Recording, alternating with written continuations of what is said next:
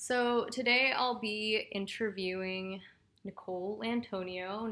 Nicole and I have known each other for a decent amount of time. I consider her one of my close friends, and she's currently working with AHRI and is in the energy field. So I'll be asking Nicole a few questions about her position and what her strengths and weaknesses are professionally. So, on that note, Nicole, what do you consider as your strengths and weaknesses in the professional aspect? Sure. I would say my professional strength is probably my high sense of ownership. I feel that I have a high sense of ownership in everything that I work on. So everything that I work on is very personal to me. I take every success and every failure very personally. So because of that, because I am very personally connected to things, I feel like I really put my all into it, and that really helps me, get a job done. Mm-hmm. Um, Perhaps some of my weaknesses would be not knowing when to ask for help. Um, because I like to, take on a lot of things and feel like things are my own. Sometimes it's harder for me to ask for help from other people. Mm-hmm. So I would say just learning how to engage other people and helping me is a big thing that I could work on. I see. So you're a very independent person who, like you said, with the ownership, values your role in a task. And would you say that allows you to become more of a leader or might hinder your leadership ability? So I think that overall it does help because I Mm-hmm. think a leader needs to be able to take charge, and I think that their willingness to be a part of a project is big. However, also you can't do any project on your own, so being able to rely on others and ask for help, and also delegate is a huge Mm-hmm. part of leadership. So it hinders and it helps depending on which strength or weakness you're looking at.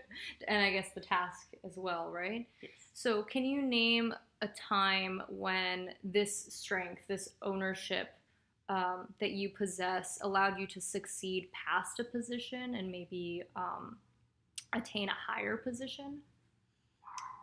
And it can be in any job experience. Sure. I have an example. It might not be exactly what you're asking for, but when I was working for my previous job, Mm-hmm. I was working on a manufacturing shop floor, and my role was to create a new workstation, Mm-hmm. essentially. And it ended up getting a lot of attention, and we ended up bringing a lot of people, and it ended up being a pretty big team. At the end of the project, we ended up being able to present it to the CEO of the company, which is really cool. And he appreciated all the great work that we had done as a team and how it was going to help, our team, other teams, and then just the plant as a whole. Yeah.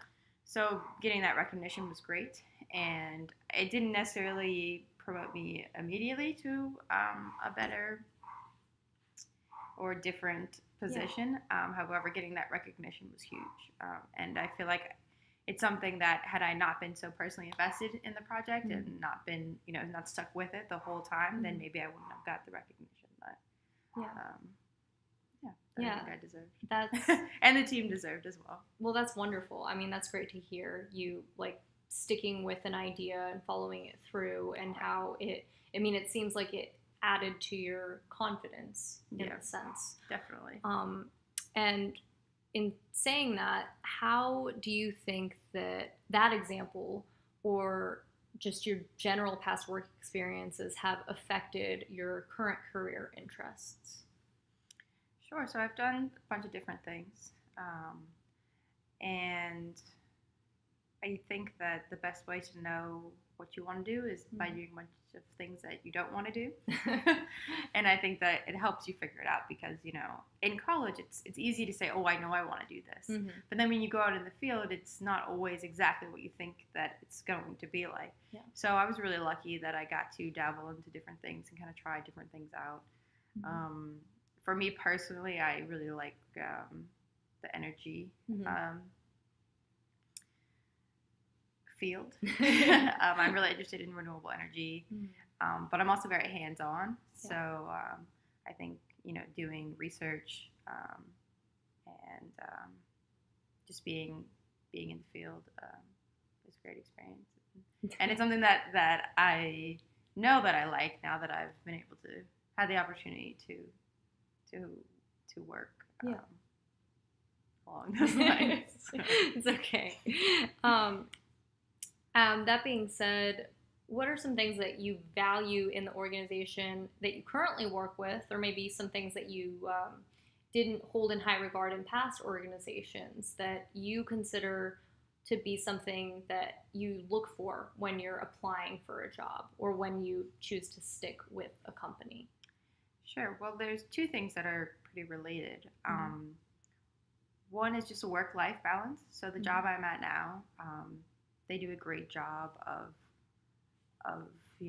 recognizing when you're working really hard, but also coming to you and saying, because a lot of people, it's not a very big company, so a lot of people do work really hard and they work long hours, but your bosses will come to you and they'll be like, hey, you've been working too hard, you should go home, or you could take a day off, or they also are big on planning events, and they have, like last week we had masseuses come in and we all got like a 10-minute massage. And so I just feel like they're very aware of that, like, we're people and we're individuals and we're not just there, we're there at work to do work, but, we have lives. And then I guess along with that is just the culture in general. I mean, people are just very friendly and nice, and it's not like a cutthroat competitive atmosphere. Everyone's kind of there to support you. And it kind of feels more like a family than it does a bunch of competitors. So to me, that's huge, and it makes working anywhere 100 times better. So a big factor for you is a strong company culture. Yeah, definitely. Okay, interesting. I can definitely relate to you right there. And this will sort of pivot back to our initial question, but do you consider yourself to seek active leadership-oriented roles, or would you say that you're a little bit more passive in the workplace? I think that I tend to take on a little bit more leadership. I like to, take on leadership type roles. I like leading people, which sounds kind of silly, but it's more like I like working with people and I like helping a group of people achieve a goal. Learning specific people's strengths and playing from those gives me a great sense of accomplishment, and then when they pay off and a project gets done quicker, faster, or more efficiently because of that, it's just better for everyone in the company. So yeah, I mean, I like taking on leadership roles. Something that I have been learning lately, though, is that you can't lead every project that you're working on, depending on how many projects you have. But, sometimes it's okay to kind of take the back seat and let other people, spearhead different things, especially if you're already leading maybe a couple projects or something. So I think that, that's definitely what I go for. But, you also just have to be mindful of how much work you can really put into different types of projects. So. Very true. Could you name an example of a leadership role you've taken on within your current position? Yes. So I am assigned to work with an infrared heaters section. So I guess to try to explain what we do is that we are working on writing so the group is working on developing a new standard and then coming up with its own program.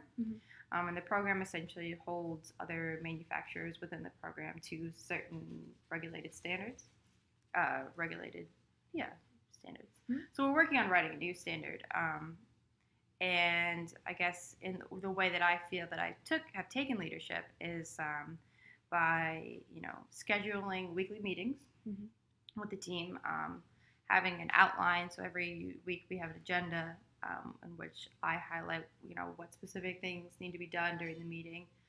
And then during the meeting, kind of just walking the rest of the members through what's going on.